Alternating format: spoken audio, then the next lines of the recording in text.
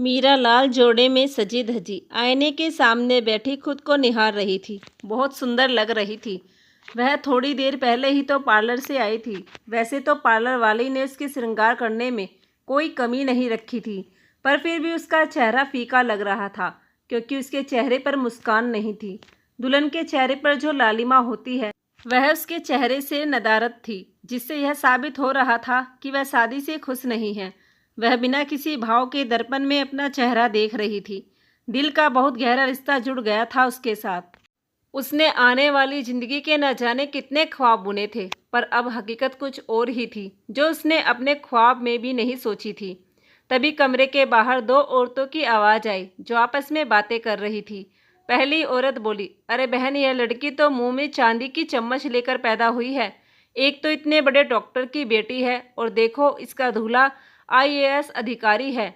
बड़े ही भागों वाली है यह छोरी। दूसरी औरत बोली, 30 लाख रख रखे हैं डॉक्टर साहब ने, और सारा दहेज भी दे रहे हैं। इतने में तो एक आईपीएस भी दुम हिलाने लग जाए। और इतना दे रहे हैं, इससे तो लगता है कि लड़की में कोई कमी है। पहली औरत बोली, अरे पागल हो क्या बहन, लड़की इतनी अच्छी वकील है, और पूरे परिवार में मीरा से सुंदर गुनी लड़की कोई नहीं है। हाँ, तो तुम्हें पता नहीं क्या, इसके पहले भी तो सगाई हो गई थी, पर सगाई के 2 महीने बाद ही रिश्ता टूट गया। लड़की में ही कोई खोट होगा, तभी तो रिश्ता टूटा। बड़े भले लोग थे वो, जमींदार थे गांव के, और लड़का तो दिल्ली में रहता था, वहीं पढ़ता था। बहुत ही सुंदर और नेक लड़का था। वह क्या नाम था उसका, याद नहीं आ रहा है। रोहन, रोहन नाम था लड़के का। सब पता है मुझे। रिश्ता उन्होंने नहीं बल्कि डॉक्टर साहब ने तोड़ा था। अरे हुआ क्या था कि जमींदार साहब के छोटे भाई ने धोखे से सारी प्रॉपर्टी हड़प ली, और जमींदार साहब अर्श से फर्श पर आ गए। और बस फिर क्या था, डॉक्टर साहब को लगा इस परिवार में अब उनकी बेटी का भविष्य सुरक्षित नहीं है, और वैसे भी उन्हें तो लड़का सरकारी नौकरी वाला ही चाहिए था। पूरे 1 साल से लड़के देख रहे हैं, तब जाकर सरकारी अधिकारी मिला है। अरे बहन, हमें क्या, चलो हम तो खाना खाने चले। और क्या, वैसे भी बहुत अच्छा इंतजाम है खाने का। वह दोनों तो चली जाती है, लेकिन मीरा को उलझन में डाल जाती है। वही जानती थी कि कैसे उसने खुद को इस शादी के लिए तैयार किया था। 2 महीने में ही बहुत लगाव हो गया था उसे रोहन से। लगाव क्या, अगर प्यार भी कहे तो गलत नहीं होगा। जब उसे पता चला था रोहन के चाचा के धोखे के बारे में, तो उसे बहुत बुरा लगा था। तब रोहन से बात भी नहीं कर पाई। उससे पहले ही उसके पापा ने यह रिश्ता तोड़ने का फैसला किया, जिसे सुनकर तो मीरा के पैरों तले जमीन खिसक गई। उसने बहुत समझाया अपने पापा को, बहुत मिन्नतें की, हाथ जोड़े, लेकिन उसके पापा टस से मस नहीं हुए। उसे सख्त हिदायत भी दी गई कि वह रोहन से ना तो फ़ोन पर बात करे और ना ही किसी तरह का कोई संपर्क रखे। अगर उसने ऐसा किया तो उसे अपने पापा का मरा मुंह देखना होगा। बहुत मुश्किल था उसके लिए, जिसके साथ अपनी आने वाली ज़िंदगी के सपने देखे थे, उसे छोड़कर किसी और के साथ घर बसाना। पर दिल के रिश्ते पर खून का रिश्ता भारी पड़ ही गया। पर उसे दहेज वाली बात नहीं पता थी। इतनी बड़ी बात आप हमसे कैसे छुपा सकते हैं पापा, जबकि आप जानते हो कि हमें दहेज लेने और देने वाले बिल्कुल भी पसंद नहीं हैं। वह तिलमिला उठती है और उसके पापा से बात करने उनके कमरे की तरफ जाती है। वह दरवाज़ा खोलने वाली ही होती है कि उसके कानों में अंदर चली आ रही बात सुनाई पड़ती है। यह क्या कह रहे हैं आप? अब इस वक्त हम इंतजाम कैसे कर पाएंगे? देखिए, आप समझने की कोशिश कीजिए। मीरा ने हल्के से दरवाज़ा खोलकर देखा तो उसके पापा फ़ोन पर किसी से बातें कर रहे थे, और उसकी माँ सोफे पर बैठे हुए उनकी ओर देख रही थी। देखो समधी जी, हमने तो पहले से ही 30 लाख रख रखे हैं, और अब आप एकदम से कैसे, इतनी जल्दी कैसे हो पाएगा? देखिए, आप समझने की कोशिश कीजिए। आप लास्ट टाइम में ऐसा नहीं कर सकते हैं। हेलो हेलो, फ़ोन काट दिया। मीरा की माँ अनीता जी बोली, क्या हुआ जी, क्या कह रहे हैं समधी जी?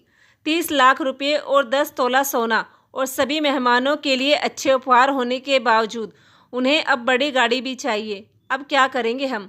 पहले ही मीरा की शादी में कितना खर्च हो गया है। अरे हम एक बेटी पर ही इतना खर्च कैसे कर पाएंगे? पिंकी की भी तो शादी करनी है, गौरव की पढ़ाई भी है, कैसे मैनेज होगा सब? पापा, यह सब क्या है? आप दहेज के 30 लाख रुपए दे रहे हैं, इतनी बड़ी बात आपने मुझसे छुपाई क्यों? मीरा को वहाँ देखकर दोनों ही पति पत्नी चौंक गए, और उसके पापा भड़कते हुए बोले, आपको कितनी बार समझाना पड़ेगा मीरा, ऐसे छुप छुप कर बड़ों की बातें नहीं सुनते और ना ही उनसे सवाल करते हैं। इतनी बड़ी बात हो गई और आप कहते हैं कि हम सवाल भी ना करें। आप जानते हैं ना कि हमें दहेज शब्द से ही कितनी नफरत है। हमने कितनी ही लड़कियों को इंसाफ दिलाया है, कितने ही दहेज के लालची को सजा दिलवाई है, और जब बात हमारी है तो हम चुप रहे। नहीं, यह हमसे नहीं होगा। आप इस घर की बेटी है मीरा, लेकिन इसका मतलब यह नहीं कि आप हमसे जुबान लड़ाए। आज आपकी शादी है और आप इस पर ध्यान दें, बाकी की बातों को बड़ों पर छोड़ दो। लेकिन पापा, मीरा और कोई बात नहीं है, अपने कमरे में जाइए अभी, उन्होंने तेज आवाज़ में कहा। एक बात याद रखिएगा पापा, हम आपकी बेटी है, गलत सुनना हमारे खून में ही नहीं है और हम उन लड़कियों में से नहीं हैं अपने ही पेरेंट्स को बर्बाद करके अपना घर बसा ले। हम वह हैं जिन्हें अपने पेरेंट्स के साथ में एक छोटी सी गुस्ताखी भी बर्दाश्त नहीं है। अगर ऐसा वैसा कुछ नहीं हुआ ना पापा, तो हम मंडप में से उठने में देर नहीं करेंगे। बहुत बदतमीज़ हो गई हैं आप। अभी के अभी अपने कमरे में जाइए। मीरा को इस वक्त वहाँ से जाना ही सही लगा। वह गुस्से में अपने कमरे में आ गई। यह सही नहीं हुआ। मीरा अब चुप नहीं बैठेगी, इसलिए हमने उन्हें कुछ पता नहीं चलने दिया था। अब क्या करेंगे हम? जब आपको पता था तो आपने ऐसी जगह उसका रिश्ता क्यों किया जहाँ इतना दहेज मांग रहे थे? ज़रूरी थोड़ी था कि लड़का सरकारी नौकरी वाला ही हो। हम कोई और भी देख लेते। हमारी मीरा बेस्ट ही नहीं, परफेक्ट है, और वह एक परफेक्ट जीवन साथी ही डिज़र्व करती है। ऐसा वैसा कोई नहीं। हम बात करेंगे जमाई से और समधी जी से, वह ज़रूर समझेंगे। मीरा अपने कमरे में आकर अपने बेड पर बैठ गई, फिर एकदम से खड़ी हुई और इधर उधर टहलने लगी। हम ऐसे चुपचाप नहीं बैठ सकते हैं, हमें कुछ करना ही होगा। कोई कुछ करे ना करे, हम अपने लिए स्टैंड जरूर लेंगे। पर क्या करें, कुछ समझ ही नहीं आ रहा है। हम रमन जी से बात करते हैं। हाँ, यह सही रहेगा, वह ज़रूर समझेंगे। और क्यों नहीं, वो खुद एक IAS ऑफिसर हैं। आई एम श्योर उन्हें इन सब के बारे में कुछ पता नहीं होगा। वह रमन को फ़ोन लगाती है, पर वह फ़ोन नहीं उठाता है। वह बार बार ट्राई करती है, लेकिन वह फ़ोन नहीं उठाता है। उसके लिए यह कोई नई बात नहीं थी। रमन से उसकी बस नाम मात्र ही बात होती थी। जब वह रमन से पहली बार मिली थी, तब भी उन दोनों की कोई खास बातचीत नहीं हुई थी। मीरा के बारे में जानने में उसने ज़्यादा दिलचस्पी नहीं दिखाई। बस उसने अपनी तारीफ़ों के ही पुल बांधे कि कैसे उसने अपनी मेहनत करके अपनी पहचान बनाई है। लेकिन मीरा क्या सोचती है और क्या नहीं, यह जानने की उसने कोशिश नहीं की।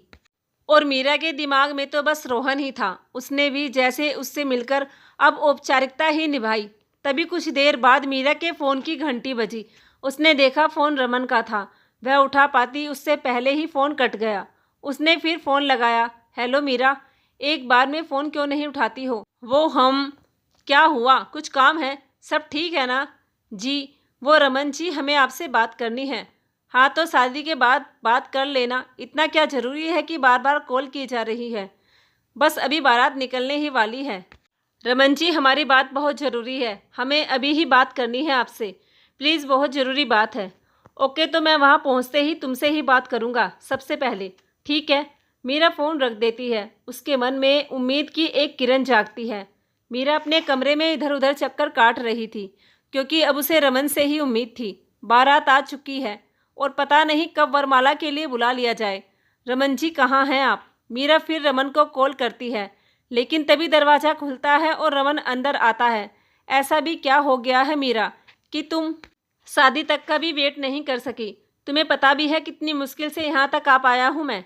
हम समझते हैं रमन जी, लेकिन हमारा आपसे बात करना बहुत ज़रूरी है। हाँ, तो जो भी है जल्दी बोलो, वरना कोई आ जाएगा। टाइम नहीं है मेरे पास। मीरा रमन से सब कुछ बता देती है, तो उस पर रमन उससे कहता है, तो इसमें इतना घबराने वाली क्या बात है?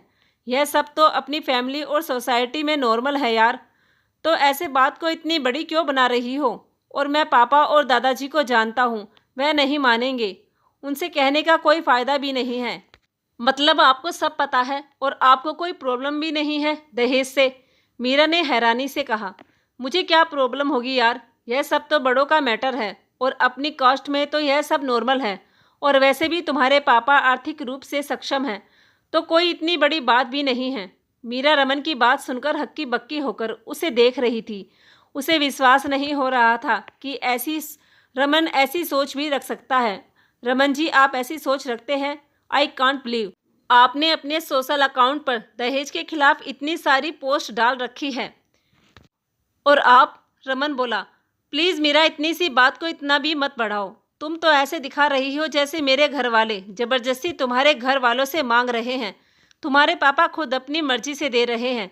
जब हमारी शादी की बात हो रही थी तभी ये सब फिक्स हो चुका था। तुम्हारे पापा की गलती है कि उन्होंने तुम्हें अंधेरे में रखा, और तुमने क्या मेरा सोशल अकाउंट देखकर मुझसे शादी के लिए हाँ कही थी? वह उस पर गुस्सा होते हुए बोला। मीरा के होश उड़ गए उसकी बात सुनकर, और उसका ऐसा रवैया होगा यह तो उसने सपने में भी नहीं सोचा था। उसकी बातों से उसे बहुत गुस्सा आ रहा था, लेकिन फिर भी उसने अपने गुस्से को नियंत्रित किया और उससे बोली, रमन जी, आपके घर से फ़ोन आया है। पापा जो अपनी मर्जी से दे रहे हैं ना, उसके अलावा भी उन्होंने गाड़ी की डिमांड की है। यह आपको पता है? मतलब तुम्हें गाड़ी से प्रॉब्लम है ना, तो मैं पापा को मना कर दूंगा गाड़ी के लिए। फिर ठीक है ना? आपका मतलब है आपको भी दहेज चाहिए था, और जो आपके घर वालों की नई डिमांड है सब पता है आपको? राइट, हाँ बिल्कुल सही कहा तुमने, मुझे सब पता है। लेकिन तुम क्या चाहती हो यह मेरे समझ में नहीं आ रहा है। तुम ये शादी करना चाहती भी हो या नहीं? नहीं, तुम अभी भी रोहन के बारे में सोच रही हो और इसलिए इस शादी से बचने के लिए यह बहाना ढूंढ रही हो, रमन ने शक भरे लहजे में कहा, जिससे मीरा भी थोड़ा बौखला गई। रमन जी, आप इस बात को घुमाकर उसे पलटना चाहते हैं। आप रोहन को लेकर पूरी तरह निश्चिंत हैं क्योंकि आप बहुत अच्छे से जानते हैं, इसलिए पॉइंट पर रहिए। आप क्या सोचते हैं यह तो हमने जान लिया है, और अब हमारी बात सुनिए क्योंकि शायद आप हमें अच्छे से नहीं जानते हैं। जानता हूँ, बहुत अच्छे से जानता हूँ तुम्हें। तुम एक जागरूक नागरिक हो, अपने खुद के दम पर एक एनजीओ भी चलाती हो, बेसहारा लोगों के लिए सामाजिक कामों में भी बहुत एक्टिव रहती हो, सोशल इवेंट्स में भी तुमने दहेज के खिलाफ बहुत कुछ बोला है और उससे रिलेटेड केस भी लड़े हैं। बट मेरा यहाँ पर बात अलग है। तुम्हारे पापा ने खुद 30 लाख देने की पेशकश की थी, हम नहीं आए थे उनके पास, और यह रिश्ता भी तुम्हारी तरफ से ही आया था, हमारी ओर से कोई पहल नहीं हुई थी। बट तुम्हें यह सब कैसे पता होगा? बिकॉज तुम बिल्कुल भी दिलचस्पी नहीं रखते इस शादी में। तुम्हारे पापा ने ही कहा था इन सब के बारे में तुम्हारे सामने कोई बात नहीं होगी। जब आप हमें इतने अच्छे से जानते हैं तो आपको पता होना चाहिए ना कि हमें पता चलेगा तो हमारा रिएक्शन क्या होगा। हम दूसरों की शादी में दहेज का लेना देना पसंद नहीं करते, तो यह तो हमारी खुद की शादी है, हम कैसे इतना गलत होने देंगे? मीरा गुस्से में बोली, तो यह अपने घर वालों से क्यों नहीं कहा तुमने? मैं अपने बड़ों के बीच में नहीं बोलता, उन्होंने जो डिसीजन लिया मैंने वही मान लिया। हमारी बात अभी ख़त्म नहीं हुई है रमन जी। आपके घर वालों ने आपकी कीमत लगा दी और आप कह रहे हैं कि आप उनके सामने नहीं बोलेंगे। आप चुप रहे, लेकिन हम नहीं रहेंगे। और वैसे भी हम बचपन से ही समाज के खोखले नियमों को तोड़ते आए हैं, तो आज एक और सही।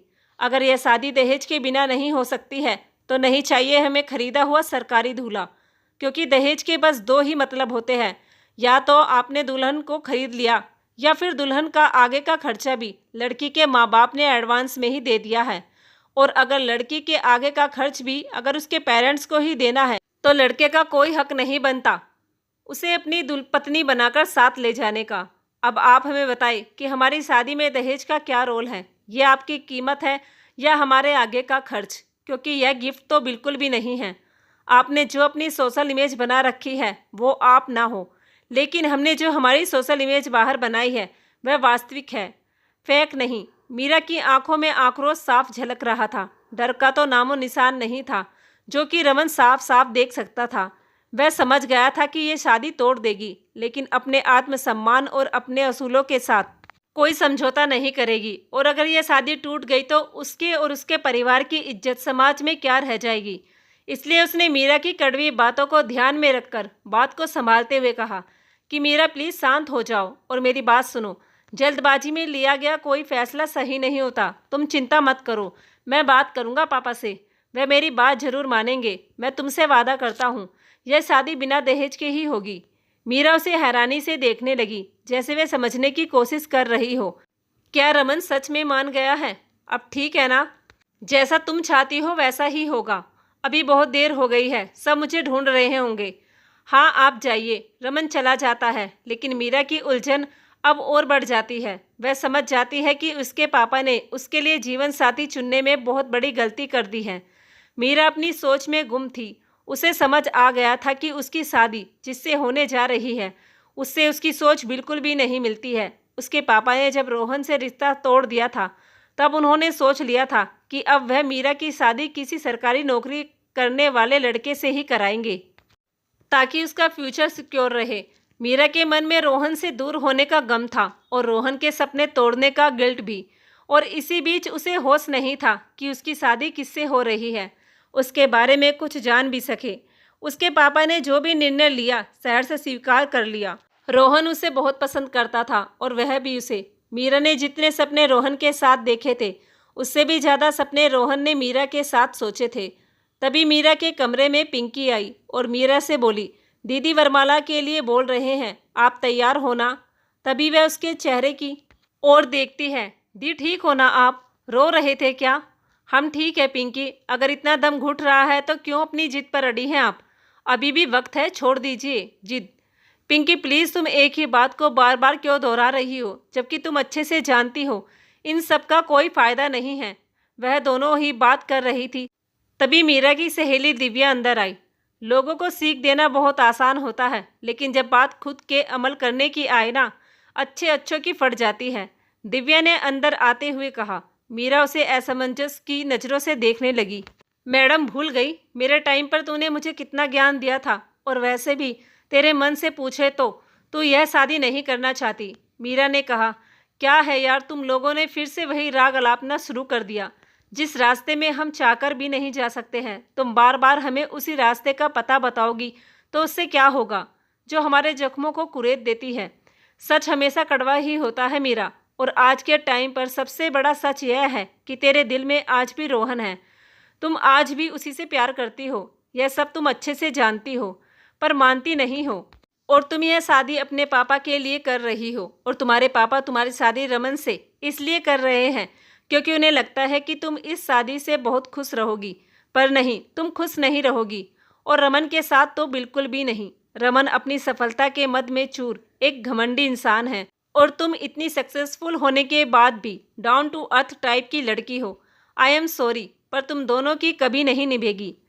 इनफ दिव्या, क्या चाहती हो तुम? हम शादी से भाग जाए और रोहन के पास चले जाए और छोड़ जाए हमारी फैमिली को एक जिल्लत भरी जिंदगी जीने के लिए, ताकि उन्हें सब उंगलियों से बताए कि यही है वे लोग जिनकी बेटी ने ऐसा काम किया है कि ये सिर उठाकर नहीं चल सकते। यू नो वॉट दिव्या, हमारी फैमिली में कोई ज़्यादा पढ़ा लिखा नहीं था। दादाजी के पास बहुत पुश्तैनी ज़मीन है। उन्होंने किसी को बुआ या चाचा जी को ज़्यादा पढ़ने ही नहीं दिया, लेकिन पापा ने जैसे तैसे उन्हें समझाकर अपनी पढ़ाई पूरी की और डॉक्टर बन गए। और उनकी जब जॉब लग गई तब दादाजी को बिल्कुल पसंद नहीं आया उनका जॉब करना, लेकिन पापा ने उनके खिलाफ जाकर अपना काम जारी रखा और इतने बड़े डॉक्टर बन गए। दादाजी भी ज़्यादा दिन उनसे दूर न रह सके। समय के साथ थोड़ा बदलाव आया।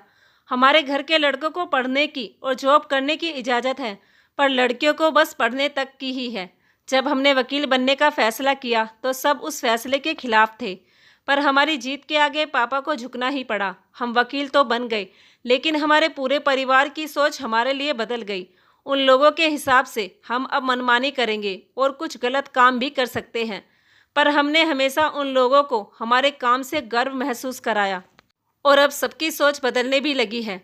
यह सब समझती हूँ, लेकिन तुम अपने बारे में क्यों नहीं सोच सकती हो?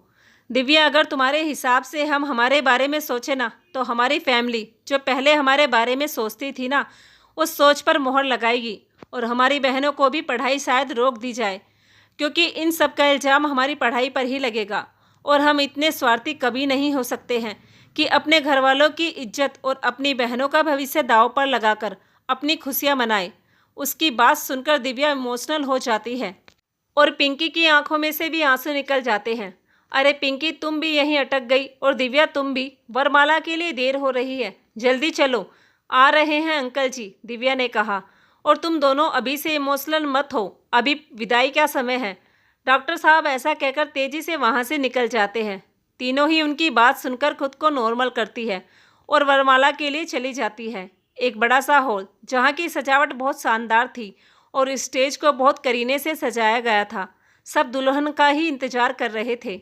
तभी सिस्टम में ढोल नगाड़े का सुर गूंजने लगता है और हॉल में मीरा अंदर आ जाती है। रमन मीरा की ओर देखता है, उसका चेहरा मुरझाया हुआ था।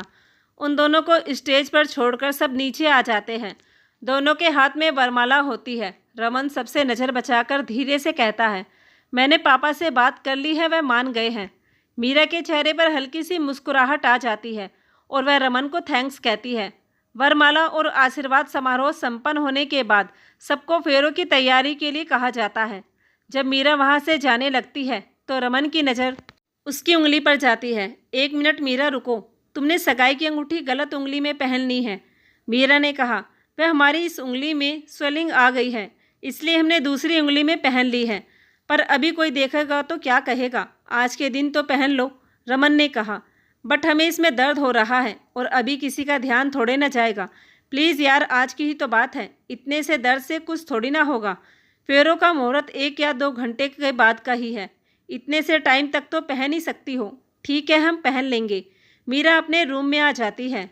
इस समय उसके आसपास उसकी कजिन सिस्टर थी, लेकिन उसका ध्यान वहाँ नहीं था। वह फिर अपने यादों में खो जाती है। एक दिन सगाई के बाद रोहन की फैमिली मीरा के घर लंच के लिए आई थी। मीरा, तुम्हारी उंगली में क्या हुआ? कुछ नहीं रोहन, वह हम सुबह सब्जी काट रहे थे तो कट गई, तो इसमें से रिंग निकाल दीजिए। यह आप क्या कह रहे हैं रोहन? आपके घर वाले बाहर बैठे हैं और हम सगाई की अंगूठी निकाल दे, कैसी बातें कर रहे हैं आप? क्या सोचेंगे सब हमारे बारे में? बस इतनी सी बात, मेरे पास इसका भी सॉल्यूशन है। रोहन ने उसकी उंगली से रिंग निकालकर उसकी ही पास वाली उंगली में डाल दिया। और ठीक है ना, बट रिंग इसमें नहीं पहनते हैं। तो ये बताइए, सगाई पर रिंग इसी उंगली में क्यों पहनाई जाती है? क्योंकि ऐसा कहा जाता है कि इस उंगली की नसें दिल तक जाती हैं।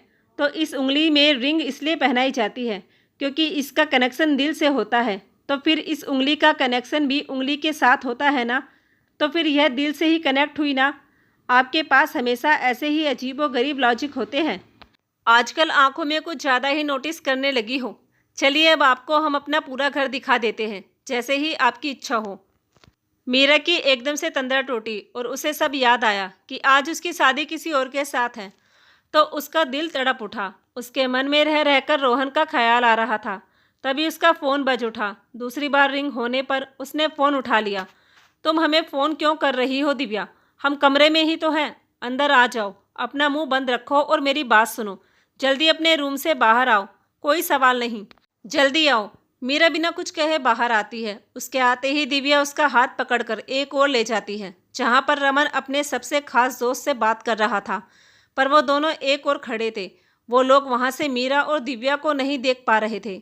वैसे तूने बात को तो बहुत अच्छे से हैंडल कर लिया है, पर मीरा भाभी को आज नहीं तो कल पता चल ही जाएगा, फिर तू क्या करेगा? दोस्त ने कहा तो रमन बोला, शादी हो जाने के बाद मुझे कुछ छुपाने की ज़रूरत ही कहाँ है। पर जैसे तैसे यह शादी हो जाए। मुझे पता था मीरा को जब दहेज के बारे में पता चलेगा तो उसका रिएक्शन कुछ ऐसा ही होगा। वह इस शादी से पीछे भी हट सकती है, और अगर ऐसा होता है तो क्या इज्जत रह जाती मेरे और मेरे परिवार की। इसलिए मैं और पापा ने मीरा के पापा से इस बारे में बात की। तो पता है उन्होंने क्या किया? उन्होंने मीरा की तरफ से माफ़ी भी मांगी और जो वह गाड़ी देने के लिए आनाकानी कर रहे थे ना, उसके लिए भी वह तैयार है। बस अब यह लेन देन का काम मीरा के सामने नहीं होगा। दोस्त ने कहा, मान गए बेटा, तूने तो कमाल कर दिया। वहाँ पर तेरे होने वाली पत्नी तुझे हीरो समझ रही है कि तेरी वजह से यह शादी बिना दहेज के हो रही है, पर उन्हें क्या पता तुझे पूरा दहेज मिल रहा है। अरे मैं तो कहता हूँ तुझे तो इससे भी ज़्यादा मिलना चाहिए। सरकारी नौकरी है तेरी, क्या कमी है तुझमें? जो लोग छोटी मोटी नौकरी करते हैं उन्हें भी इतना दे देते हैं कि पूछो मत। तेरी तो फिर भी इतनी बड़ी पोस्ट है। पता नहीं तूने भाभी की इतनी बातें कैसे सुन ली। इतने रिश्ते आए थे तेरे लिए, पता नहीं तूने इन्हें ही क्यों चुना, जबकि वह सब तो तुझे कितना कुछ देने को तैयार थे। उसकी बात पर रमन ने मुस्कुराते हुए जवाब दिया, यार तुम तो जानते हो ना मेरी फैमिली को, क्या लोग अपनी जाति बिरादरी में ही शादी करते हैं, और बाकी जो भी रिश्ते आ रहे थे तो उन सब में लड़की या तो कम पढ़ी लिखी होती थी या सुंदर नहीं होती थी। और मैं किसी गवार से तो शादी कर नहीं सकता हूँ ना। अभी मीरा को देख, पढ़ी लिखी सुंदर आज के ज़माने की स्मार्ट लड़की है, और वैसे भी इसकी वकालत तो मैं शादी के बाद वैसे भी छुड़वा दूंगा। बस एक बार यह शादी हो जाए। और हाँ, मैंने ही रिश्ता मीरा के घर भिजवाया था, एक सोशल इवेंट में देखा था इसे। यह सब सुनते ही मीरा के दिमाग ने तो जैसे काम करना ही बंद कर दिया। दोस्तों, आगे कहानी में क्या होगा यह जानने के लिए अगले भाग का इंतज़ार कीजिए। क्या आप लोग अगला भाग सुनना चाहते हैं तो कमेंट में हाँ ज़रूर लिखिएगा। धन्यवाद।